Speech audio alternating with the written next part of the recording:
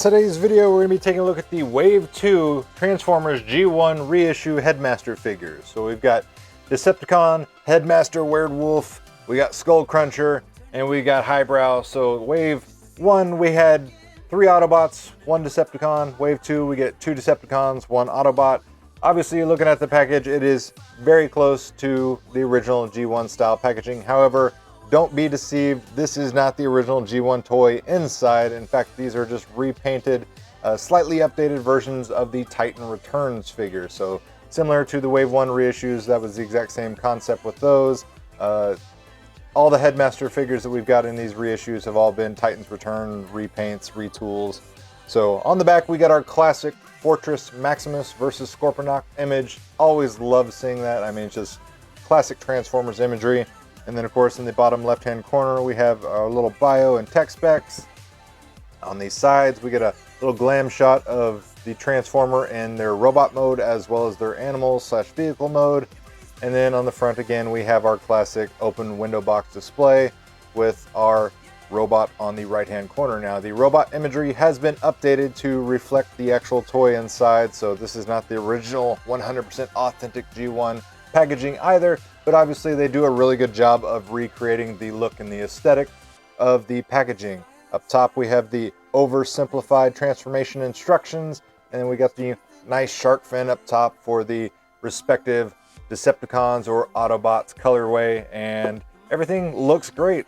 The retail price on these are $19.99, which I think is a fair price.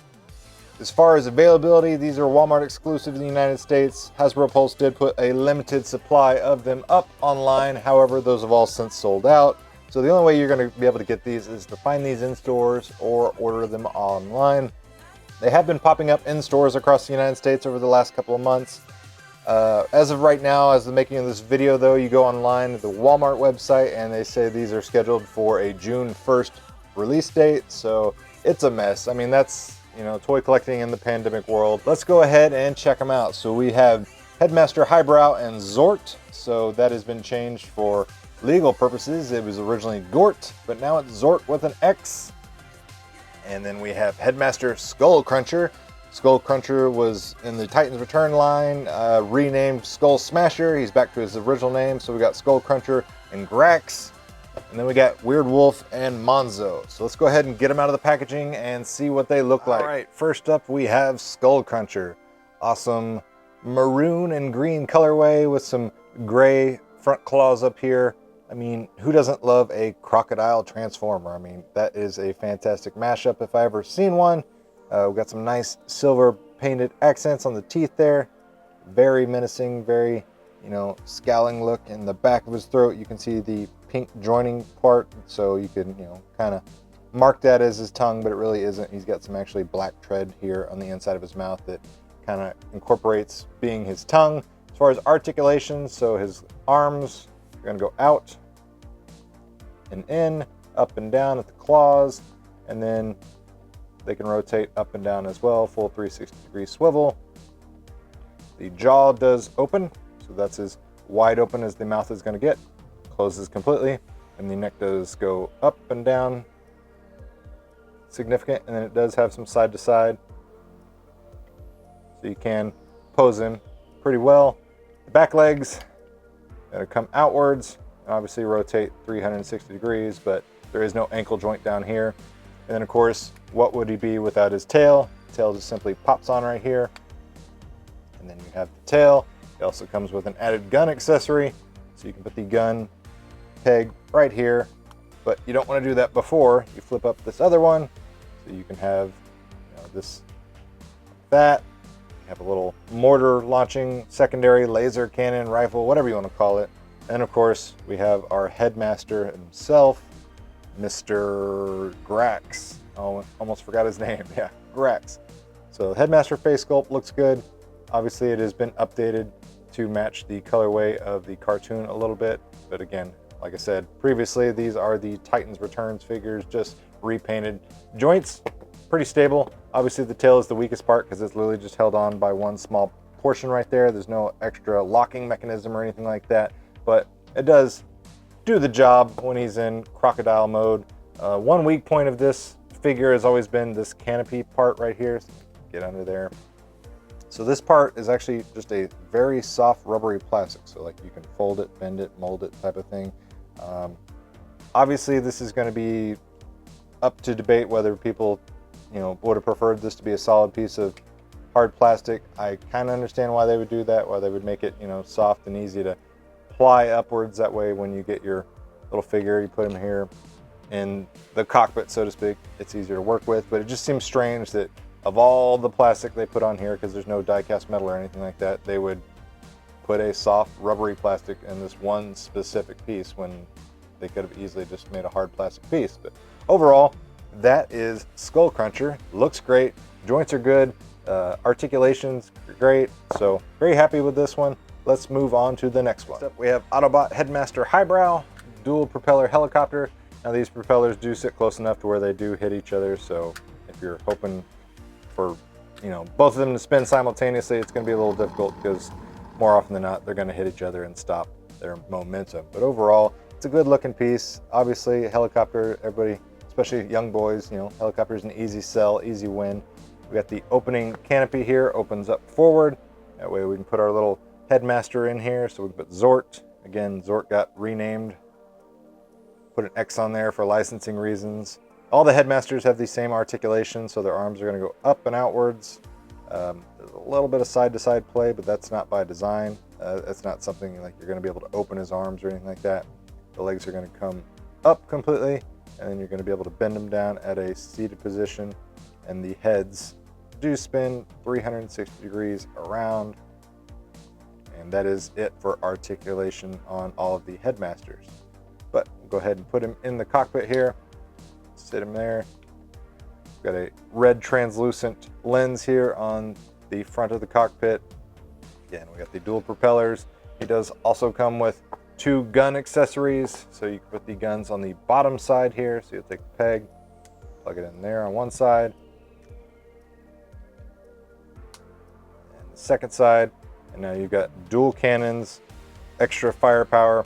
One thing that's always kind of been strange to me is this cannon, gun, laser, whatever you want to call it, on the front right side of the vehicle, and there's nothing on the left side.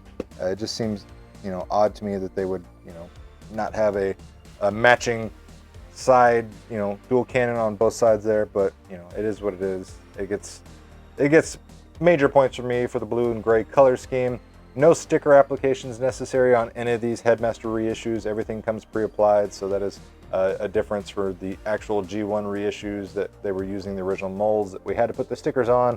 We got the Autobot insignia there on the chest piece, and that is it basically for Highbrow. And finally, we have Decepticon Headmaster Weirdwolf, aptly named. As soon as you look at him, you obviously know what he's supposed to be. He's supposed to be a wolf. Got the gray head, the darker orange body, and then some dark navy-ish blue for his paws.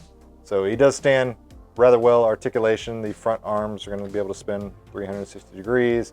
Going to be able to have it a bend at the knee, forward and backwards. And you're also going to have a ankle joint that bends the paw forward and backwards as well. So easy to get that there. The back legs, you can separate a little bit, get them really far back there, get them extended. Obviously this front piece is going to deter some of the mobility, but you do get some outward mobility, get them turned outwards, but you can't rotate down here, so you can't bend his lower leg inward. But he does have good articulation, like I said, double bend here at the knee joint areas, but minimal bend at the paw there, so that's all you're going to get, it's just a slight forward and backwards. It does come with a sword that also doubles as his tail. So here we have the sword for robot mode, but in tail, you're just going to put it in there, and you can rotate it around fully. You're not going to be able to really bend it up or down. You can bend it down a little bit, but that's really just snapping it out of the joint that holds it in place. It's not really by design or anything like that. So back in there, get the tail. He does have this red translucent canopy. So you just go ahead and pop it open there. Take our Monzo Headmaster, lay him in the cockpit there. And we're good to go. Snap it down. The head does fold up completely, but there is not a whole lot of side-to-side motion, just barely any left and right. And then the bottom jaw does open significantly. So that is cool. You get a nice, you know, ferocious growling roar there from the Weirdwolf. Close the jaw up again. And then you also have a massive laser cannon that attaches here in the back. And again, you also have space to put in Monzo, so Monzo could sit up here as well. And you do have a little bit of up and down play, but there is no side to side once you get it installed. So that is it for their normal animal modes. Let's go ahead and transform them into their robot modes. All right, here we have the figures transformed into robot mode. Pulling out the tape measure, see our figures stand at right about 5.5 inches as they are supposed to. So that is the scale within robot mode. Taking a look at Weirdwolf here. Again, has that dual sword tail. Got the massive cannon on the right-hand side. One great thing about these, even though they are essentially just repaints of those Titan Returns figures, is the Titan Return figures themselves were lambasted publicly by lots and lots of fans just because they were known for having loose limbs, floppy joints and everything, and I'm happy to say that is not the case with these new repainted, reissue G1, Walmart, whatever you want to call them. These new versions, they don't have the floppy joints. Like, I'm giving it the shake test and it's all right. Same thing over here, shake test. Normally the original Titan Returns, it would just be flopping all over the place. And same thing here, the leg joints. I'm so happy to see that.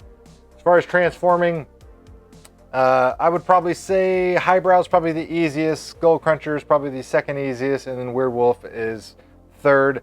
They're all actually pretty basic, pretty simple transformations, nothing that'll be too crazy, shouldn't stump you, so this will be good for kids still. Even as an adult, you know, you'll still have fun transforming these back and forth between creature and robot mode, but they all have awesome accessories. They all look great in robot mode. Skullcruncher, he's probably the hardest to balance just because he has the little short stubby toes as far as his legs there, and especially since he's just got that giant crocodile head on the back there, it really kind of has him always leaning backwards. But he does have this awesome shield, you know, transforming from his tail. Comes with a nice little gun there. Everything looks good there. And going back to Highbrow, Highbrow has two guns, so you can actually take them out, get them both out of his hand as Skullcruncher falls down. Man, that one's really in there. There we go. Just like I was saying, Skullcruncher, not exactly the best balance, but you're gonna get these two portions right here. You're going to join them together, try to line them up, snap them into place like that, and then boom, you have one giant gun that you can put in Highbrow's hands. And voila! Articulation for them in robot mode is all pretty good. It's pretty straightforward across the board. The arms are going to go up and out. You're going to get 360 rotation at the shoulder. You're going to get an elbow joint, goes up and down. You're going to get the hands being able to turn inwards and outwards. The legs are going to be able to go up and back. So pretty good range of motion there. You got a high up 360-degree rotation up there on the thigh. And they all have knee bends as well, so you can bend the knee. And each one of them has some sort of a foot, but there is no ankle articulation. You know, they're meant to just be standing, but you can get them in some cool poses. Like I said, you get the arms up and out and everything. Highbrow does have this little pop-out chest part, but doesn't really do a whole lot. It just kind of swivels in and out. Heads, the Headmasters themselves, they all articulate 360 degrees around, go up and down just a little bit and side to side as well, so you can get some, you know, mannerisms and expressions on the heads. And again, going back to Weirdwolf, you know, same kind of articulation, shoulders up and out, heads rotate, elbow joints, hands. You know, like I said, it's pretty straightforward across all three figures as far as their articulation. Very happy with them. Like I said, I'm a sucker for the G1 packaging. I love all three of these figures. I love the fact that we've got new upgraded joints. The legs aren't like just dancing around. They're not jello or anything like that. So that's worth the price of admission for me personally. If you're interested in picking up these figures, I'll go ahead and put product links down in the video description box below. That does it for this video review. Share this video with your friends if you found the information helpful. And as always, thanks for watching, guys. It really means a lot.